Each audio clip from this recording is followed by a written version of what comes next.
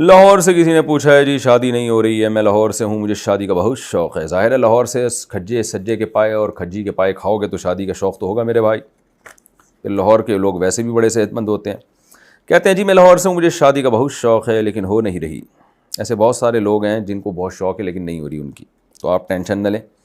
کہہ رہے ہیں الٹا ڈپریشن کی طرف جا رہا ہوں, بہت مشکل سے 1 سال پہلے منگنی ہوئی تھی, گھر والوں کو کہہ کے تھک گیا ہوں, مجھے کوئی حل بتا دیں تاکہ میں میڈیسن کی طرف جانے سے رک جاؤں.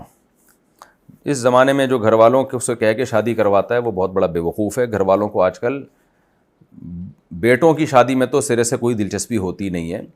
تو اگر کوئی بیٹا چاہ رہا ہے کہ میرے ابا اماں میری فوراً شادی کر دیں تو ہاں 40 سال کے آپ ہو گئے ہو تو پھر فوراً شاید کر دیں, یا 45-50 تک کے ہو گئے ہو, بال سفید ہو گئے ہیں آپ کے تو شاید کر دیں, پھر فوراً کر دیں گے. اس بات کا امکان ہے.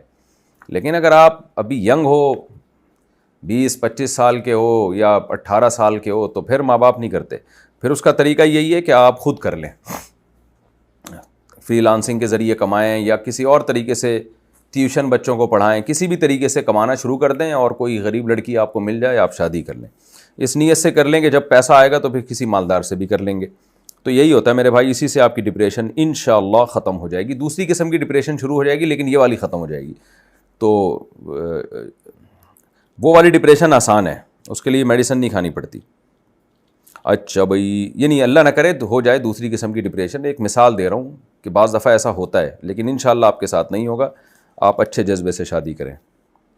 خون آلودہ ہاتھ دیوار پر چھاپنا. پاکستان سے کسی نے پوچھا ہے جی یہ پاکستان سے کیا مطلب, شہر بتانا چاہیے, آپ لوگ نہ نام بتاتے ہیں نہ شہر بتاتے ہیں. کوئی پرسنل سوال ہو تو چلو آدمی اپنا نام چھپائے نا, نارملی اپنا نام کیوں چھپا رہے ہو بھائی. میرا سوال یہ ہے کہ قربانی کرتے ہوئے یعنی جانور کے گلے پر چھری پھیرتے ہوئے جو خون ہاتھ پر لگے, کیا اس خون سے بھرے ہوئے ہاتھ کو گھر کی دیواروں پر چھاپنے سے گھر سے شیطان دور رہتے ہیں؟ بالکل غلط بات ہے, بلکہ شیطان اور قریب آئیں گے, اس لیے کہ گندگی اور ناپاکی کو دیکھ کے شیطان آتے ہیں. تو خون ایک ناپاک چیز ہے, حرام چیز ہے. گھروں میں اس کے ٹھپے لگانا ایک جاہلانہ اور بالکل ہی ایک مشرکانہ قسم کی رسم ہے. تو ایسی چیزوں سے شیطان آتے ہیں, جاتے نہیں ہیں. والدہ کی بد دعا کا خوف. انڈیا سے کسی نے پوچھا ہے مفتی صاحب میری والدہ ہمیشہ میری کامیابی کے لیے دعا کرتی ہیں لیکن بعض اوقات وہ مجھ سے بہت ناراض ہو جاتی ہیں کیونکہ میں اعلیٰ تعلیم حاصل کر رہا ہوں, میرا ہر کام میرے موبائل پر ہوتا ہے, لیکن وہ سمجھتی ہیں کہ میں موبائل استعمال کر کے وقت ضائع کر رہا ہوں, اور جب میں بحث کرتا ہوں تو وہ مجھ پر لعنت بھیجتی ہیں تم کامیاب نہ ہو وغیرہ وغیرہ. کیا ایسی دعا قبول ہوگی, یعنی بد دعا قبول ہوتی ہے کیونکہ میں اس کی وجہ سے بہت افسردہ ہوں. دیکھیں آپ کوشش کیا کریں ماں والدہ کے سامنے موبائل استعمال نہ کریں, حتی الامکان والدہ کی مرضی پہ چلنے کی کوشش کریں جہاں تک آپ کے میں استطاعت ہے. تو اس کے باوجود بھی والدہ بد دعا دیتی ہیں تو یہ غلط ہے, والدہ کو ایسا نہیں کرنا چاہیے. اور آپ اللہ سے دعا کیا کریں کہ اللہ والدہ کی بد دعا سے کے اثر سے مجھے بچا, کیونکہ ماں باپ کی بد دعائیں بھی بہت لگنے کا زیادہ امکان ہوتا ہے اور دعائیں لگنے کا امکان بھی زیادہ ہوتا ہے. تو احتیاط کریں اس میں. اپنی کوشش کے باوجود پھر مائیں اگر بد دعا دے رہی ہیں تو اللہ سے امید کی جا سکتی ہے انشاءاللہ وہ بد دعا نہیں لگے گی.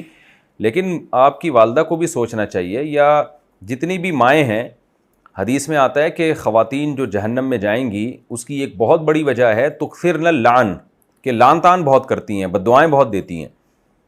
تو یہ صرف یہ آپ کے لیے خطرناک نہیں, آپ کی والدہ کے لیے بھی بہت زیادہ خطرناک ہے اگر وہ بد دعائیں زیادہ دیتی ہیں. ہر بچہ جس کی ماں بد دعا دیتی ہے نا بات بات پہ, تو یہ ماں کے لیے بھی آخرت میں نقصان کا سبب بن سکتی ہے یہ چیز. اللہ تعالیٰ پکڑیں گے کہ تم کیوں اولاد کو بد دعائیں دے رہے تھے, اور کیا اس نے ایسا کیا کر لیا تھا کہ جس کی وجہ سے تم اپنے جگر کے ٹکڑوں کو جو ہے وہ بد دعائیں دے دے کے ان کو جہنم میں ڈالنے کی کوشش کر رہی تھی.